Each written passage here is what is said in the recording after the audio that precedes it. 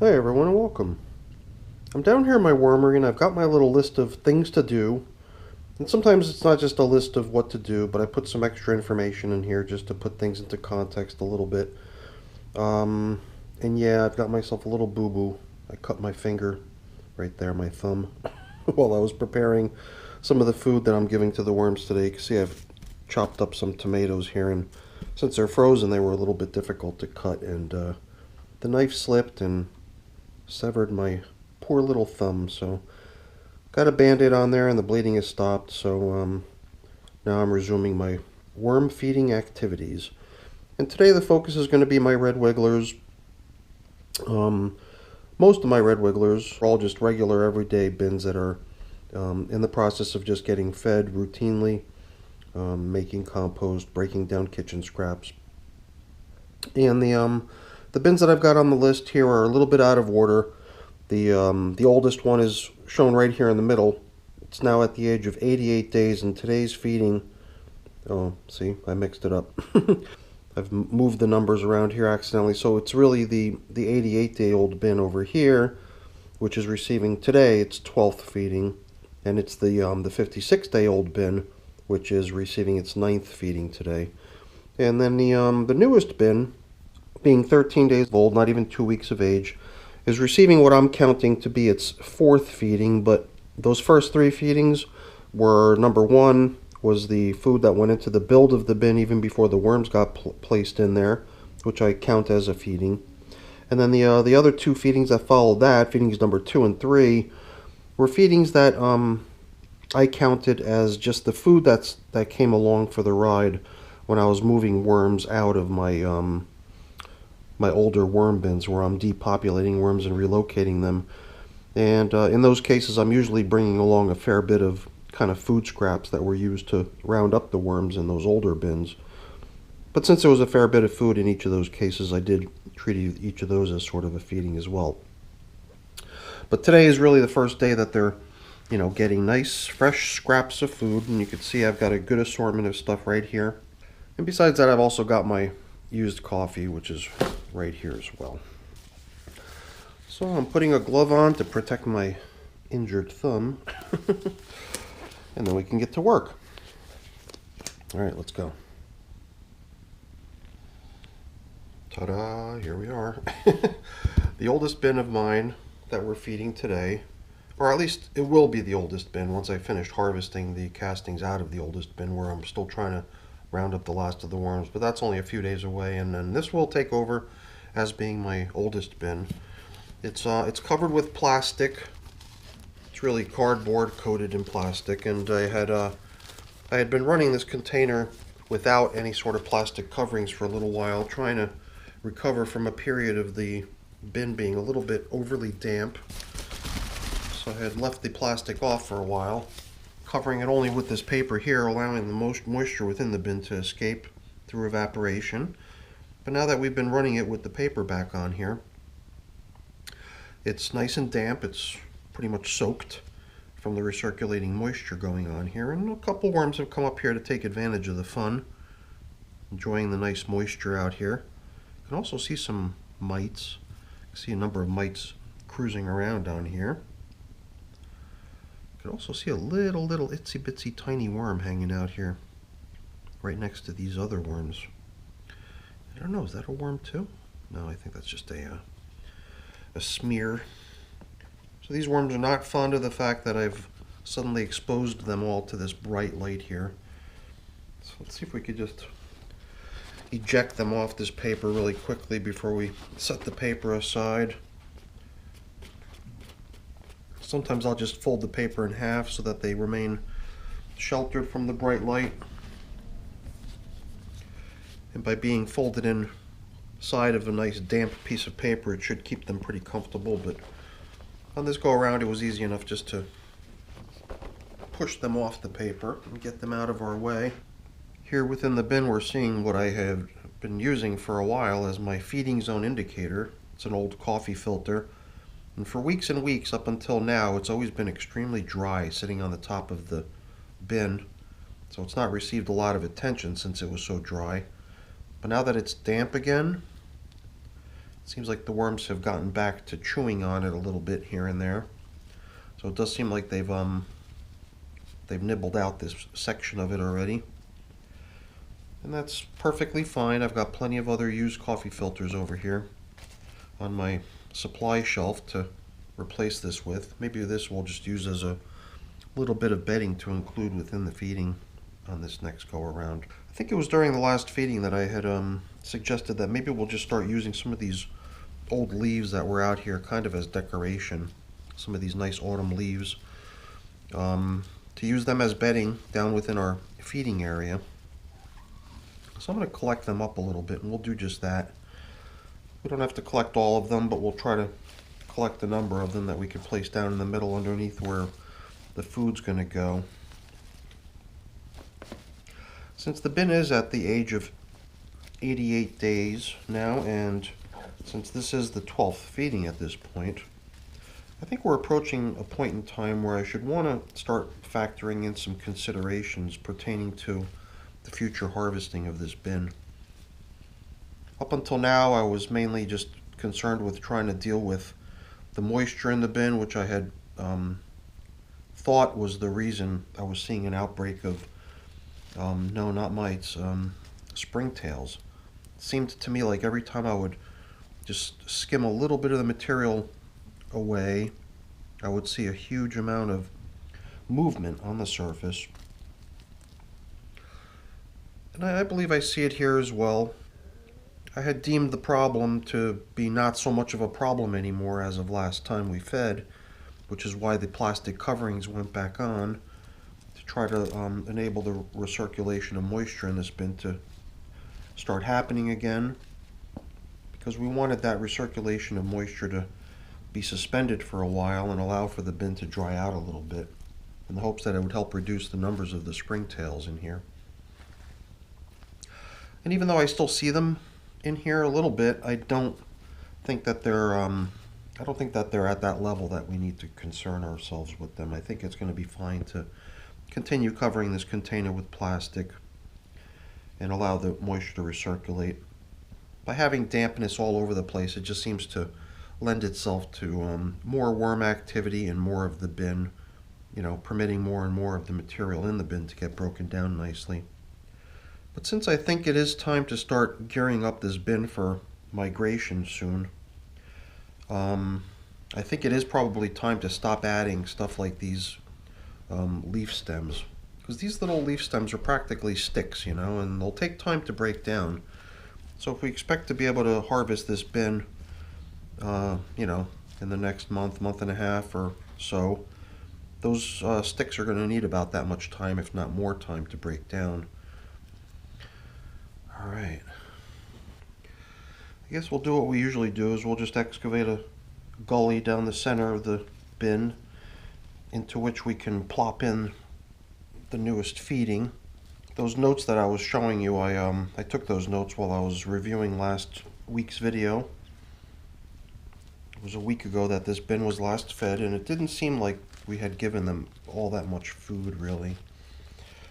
It was actually kind of a skimpy feeding, if I do say so.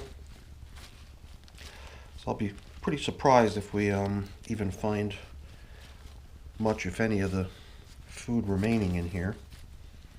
This is kind of interesting. Some of the leaves that we had thrown down in here as bedding last time are still here.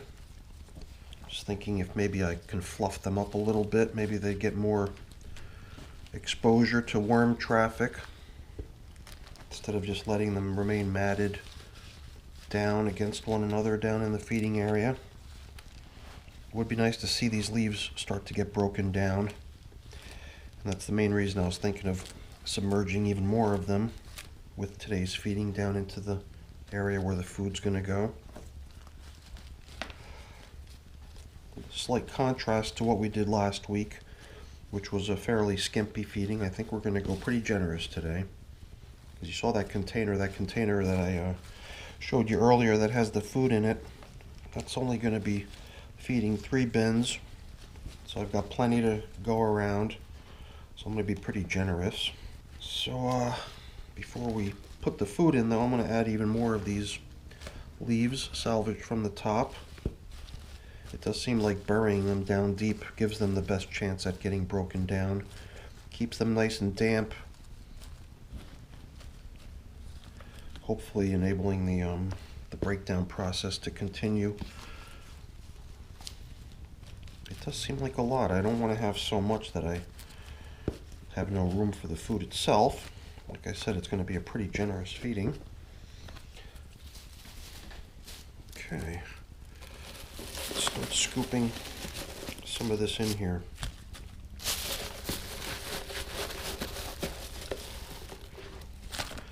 I've kind of been using my 2-handful scooping dosage approach lately. So I felt like those 2 handfuls were a little bit skimpy, so I thought I'd throw another kind of half handful in here. But that looks to me like a nice, generous feeding right there. That should make them pretty happy. Should keep them pretty busy for a while too. Makes me wonder if it would even be necessary to come back in here in a week's time, or if we can give them a little bit more time to work this stuff down. Pretty sure this bin has a pretty good sized worm population in it, so it might be worthwhile to check back in a week just to see how they're doing. Even if they haven't depleted everything, we can always continue feeding them even more. Kind of backfill what's going on. Let's see if we can get a little bit more of this leafy matter mixed in with the food area, and then we'll just use some of the more finished type material from the edges to cover up with, and it'll also give us a chance to inspect how things look on the outskirts of the bin too.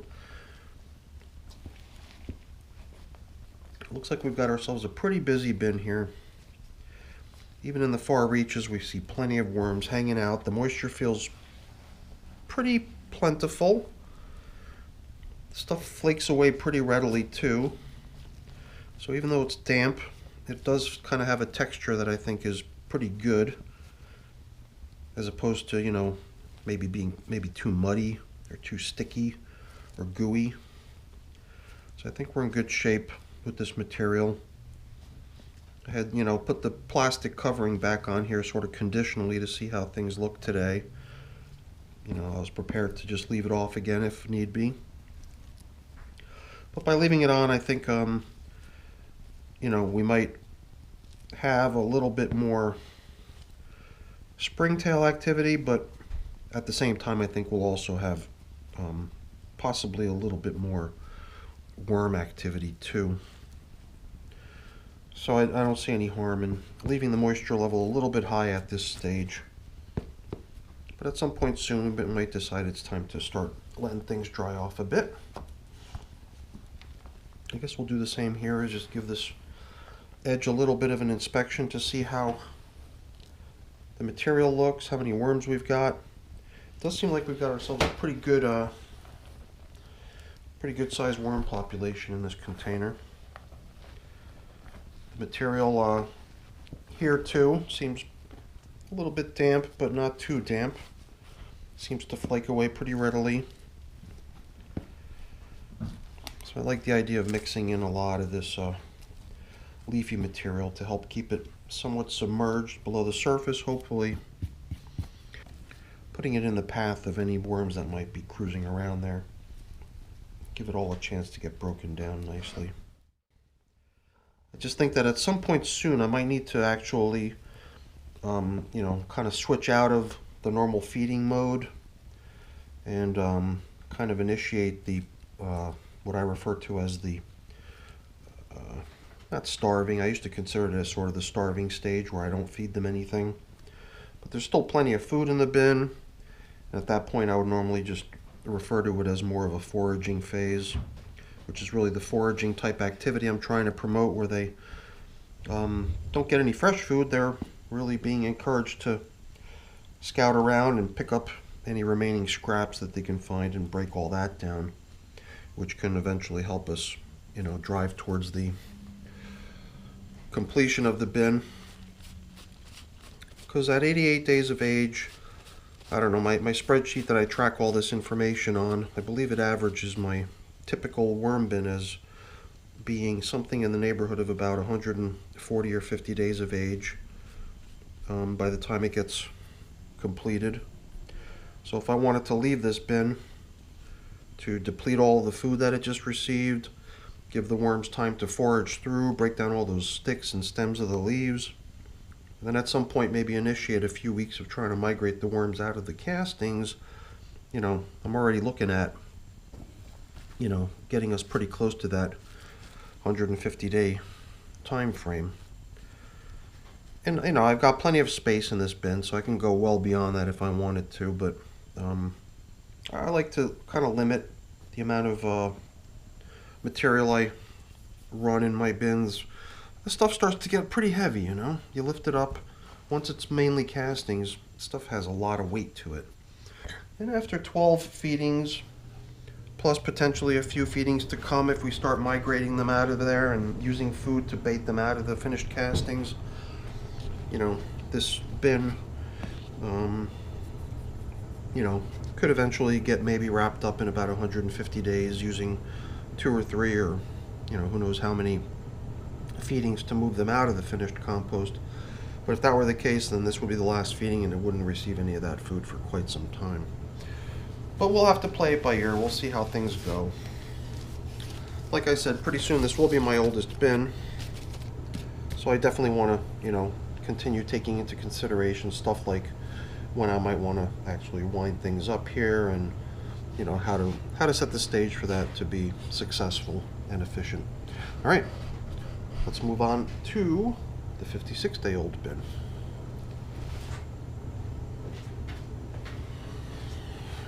Okay, so this bin, with having only had 9 feedings and still at the age of only 56 days old, could probably go a few more feedings, a few more weeks before I might want to concern myself with trying to steer it towards completion. Do you have any worms stuck to the plastic? No, we're in good shape. Good. Here too, the coffee filter is just indicating to us where the last feeding occurred. A couple worms hanging out right here on top of it. They seem to be positioned in a way that they could be mating if they wanted to, so hopefully I didn't interfere with that process if that's what they were gearing up to do there.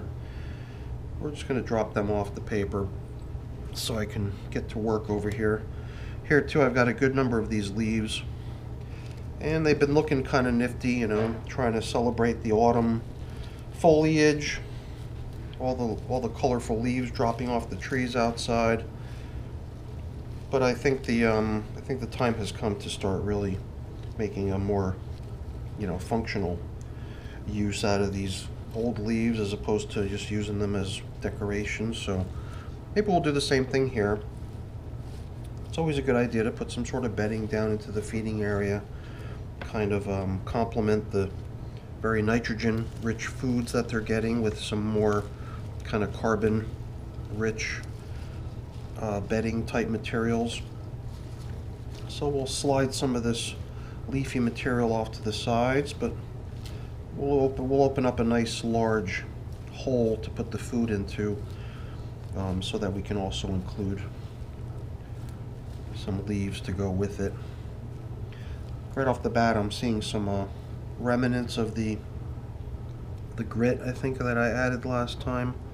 Fairly sure that that's pulverized eggshell that I'm seeing down there.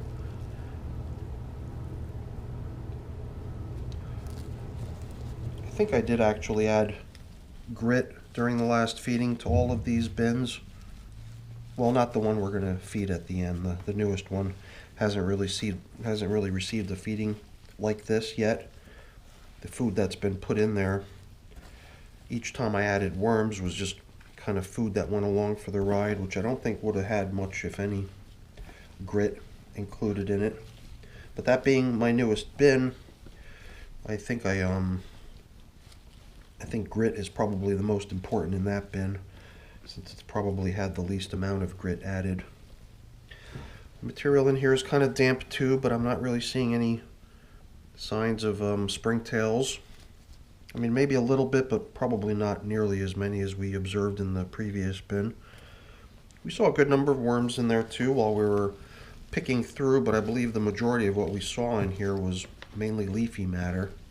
So I don't think I saw any of the the foodstuffs that were placed in here during the last feeding.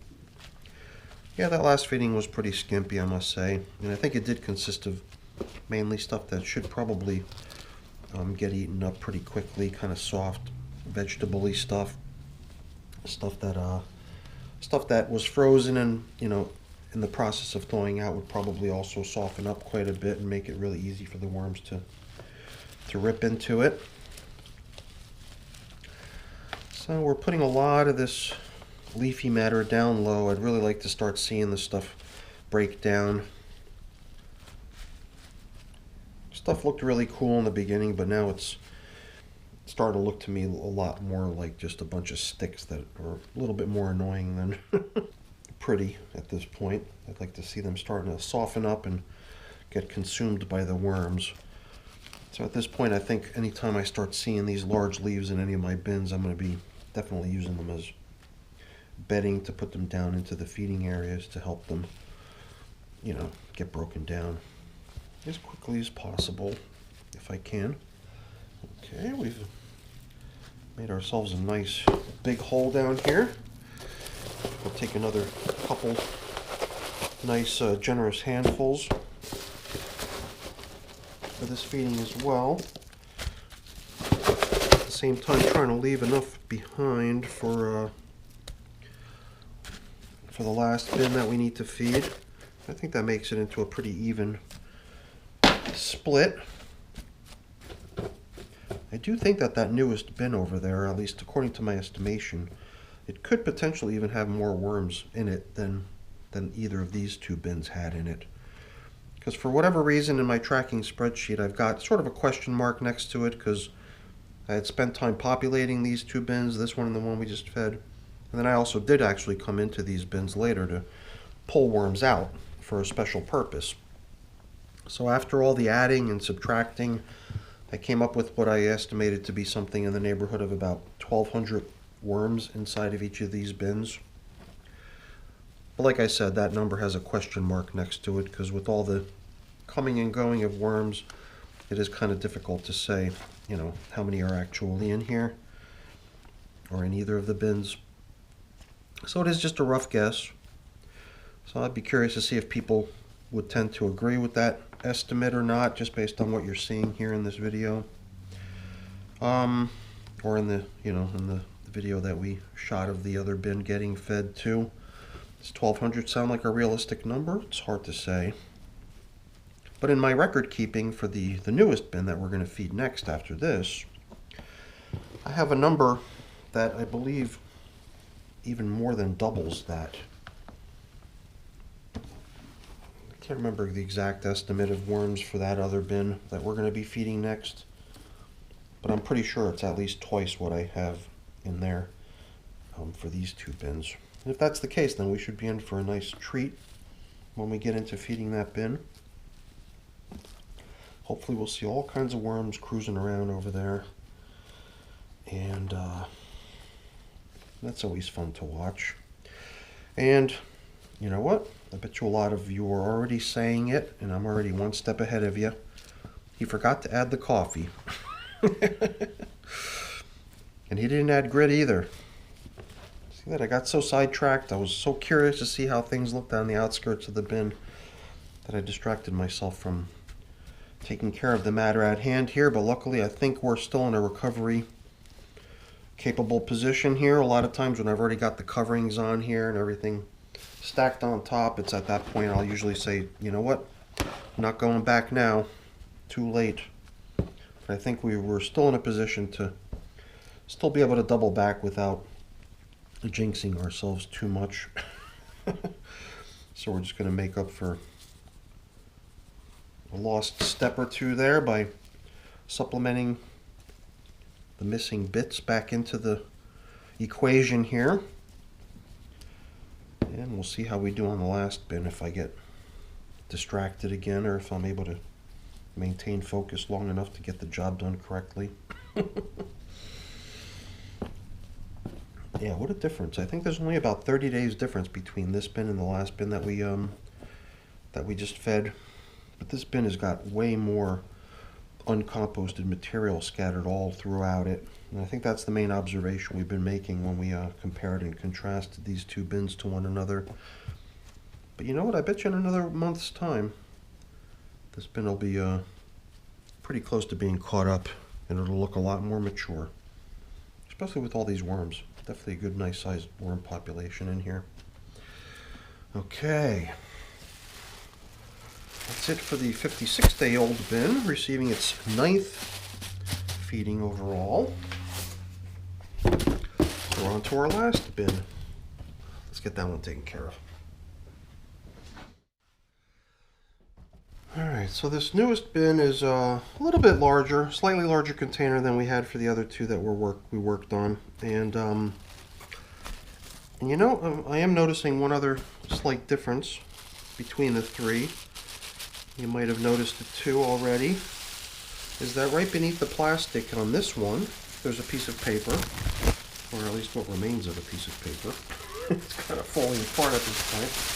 And we saw a piece of paper right beneath the plastic on the first bin we fed, but on the one that we just finished a moment ago, there was no piece of paper right beneath the plastic where the moisture can drop onto and become a nice haven for the worms.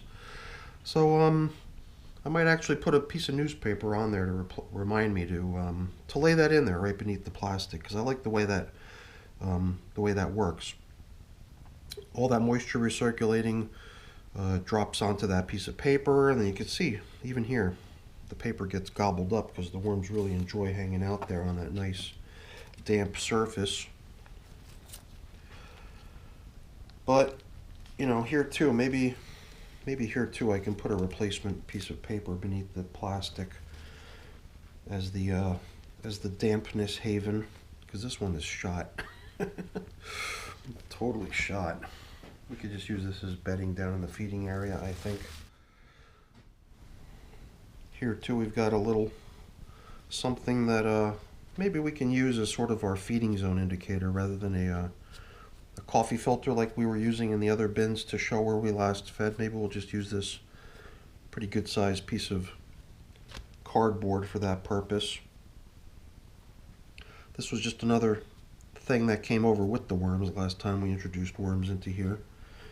This piece of cardboard came along for the ride with the worms. So for my newest red wiggler bin, it's actually got some really significant weight to it, much more than I expected. I expected it to be so light that I could just pick it up with one hand, but it does have a fair bit of weight to it. And I don't know if that's attestable to the number of worms that I've put in here or what, but we'll see.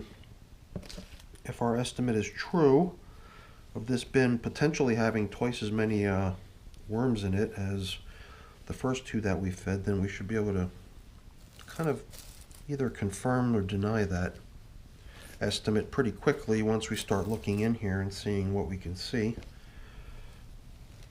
Oh yeah, got a lot of worms in here. And there was never any focused feeding placed into this worm bin, not yet at least. Like I said, there was food scattered all throughout the bin when I built the bin originally. And then there was some, you know, kind of some food that came along for the ride with the worms when worms were added, which would have, you know, been placed down the middle, but also kind of scattered about. But there's never been a straight up feeding like we're going to do today added here yet. This will be its first kind of, you know, feeding of fresh food as opposed to just having food added as a matter of either the build of the bin or as a matter of having worms added to the bin. It's interesting too, because like down within the material it feels almost warm. I don't think I felt that in the other two bins. I'm starting to think that my guesstimate for the number of worms in this might actually be on the money, because there are just worms everywhere. This is interesting. This is a stem of a pumpkin. I believe it's been kind of traveling with the worm population from bin to bin, kind of outliving the life cycle and the age of multiple bins at this point. Can't remember how long it's been since this was originally added into the bin. but it wasn't this bin where it was originally added. It was added to a bin when it was still new, quite a long time ago. And I think it's just been traveling with the worms from place to place over time. So we'll take a little poke around through the outer edges of this bin too, to see how things look, because I'm curious. But let's grab that piece of paper that was covering things up. And we'll put that down the middle as our kind of foundation for the feeding, as our bedding. As my newest bin, it's still got a whole bunch of really carbon-rich bedding type materials everywhere. It's got leaves, it's got cardboard, it's got paper, it's got, you know, tons of bedding everywhere. So there's certainly no shortage of bedding in here, but it did seem like giving that piece of paper, that tattered piece of paper, a good purpose would be this, by placing it right down here, right beneath where we're going to be adding the food. So I think now we'll get a chance to see how much this remaining food actually is. Maybe I was mistaken. Maybe there is quite a bit in here, which is good, because I think we've got a lot of mouths to feed. You can see it's coming in with a lot of frost. A lot of liquid is going to be going hand in hand with the thawing of this material. So we've got a very similar kind of arrangement of stuff here. Some old tomatoes that started going bad, all kinds of stems of stuff, whatever that might be, some carrot peels, whatever. And we'll put that right in the middle. That'll kind of be our novelty item to check in on regularly to see how it's coming along. So, oh, there we go again. Me forgetting things. Let's give these guys a nice dose of grit. Every time I put a new worm bin together, I always feel like the bin is most likely in the need of having grit added, because none of the stuff that the bin was built with would be well, no, that's not true. I would have definitely added grit when I originally built the bin, but who knows? After almost 2 weeks, that stuff could have already been depleted by now, so I think it's a good idea to replenish. Ooh, look at that. Whoa. I don't know what was going on over here, but there is just a huge ball of worms hanging out here. Look at that. That is something else. I bet you just this handful has got to be 300-400 worms here. It's got some good weight to it. What the hell was going on over there? Wow. I put my fingers down in here and I feel a similar sort of thing going on. Wow. Yeah, man. I think that this is going to be a really busy bin. And I've got a little project coming up where I'm going to need some worms, so I might actually do a little bit of an extraction out of this bin. Wow, down here too, just so many worms. And I think that a bin with this many worms can certainly stand to give up some of its population for a special mission, so I won't feel so bad driving their numbers down a little bit by doing so. So that was kind of cool. I wonder what we're going to find on the other side. Let's go check over there. Wow. Alright. Curious. Let's do a quick scoop over like we did before. Here's an avocado pit, which is usually as hard as a marble. But I bet you, yep, I could already tell just from holding it, it was softening up quite a bit. So much so that I can almost crumble it in my fingers. It's always so interesting to see how certain food items transform from being hard as a rock to something that's that soft already. So, very, very cool. This is definitely a high population worm bin, that's for sure. These are so much fun to work in, I must say. It was a little bit of a surprise, you know, because I mean, it was kind of cool finding a whole bunch of worms down the middle when we first started opening things up to put, you know, the food in originally, but geez, once we started poking around on the outer edges, that was something else. And while this side was kind of fun to look at, I think the other side was really where we saw the greatest number of worms. So I'm trying to remember now what it says in the spreadsheet. Is it something like 2,800 maybe? And you know, at this point I would say that that sounds about right, just from what we saw here, no? That's so cool. Alright, so to indicate where we last fed, we're going to use the old feeding zone indicator methodology that I so like to use. And to replace that piece of paper that was creating that nice little dampness haven on the top surface, we'll drop on this piece of newspaper here with the foreign language articles that no one can understand except me. Well, I know there's a couple of viewers out there that understand Hungarian, so you'll know that that's pertaining to a Christmas duck recipe of some sort, if I'm not mistaken. Yummy, yummy. All right, everyone. That's it for today. That was fun. Same way as we put a fresh piece of paper on here, I also placed a piece of newspaper over onto that other bin that we just fed to provide that with a cool spot underneath the plastic for the worms to hang out too. So I'll take care of that when we're done here. And I'll take care of putting all these things away and getting things cleaned up as well, but that's all boring, so I'm not going to take up your time with that. Before I go, let me just really quickly say thank you. Thanks so much for watching. I really appreciate your company. If you enjoyed the video, and I sure hope you did, please remember to give me a quick thumbs up. It's always really appreciated, and also consider subscribing to the channel too. That's really appreciated as well. All right, everyone, have a great day. Thanks for watching. Bye-bye.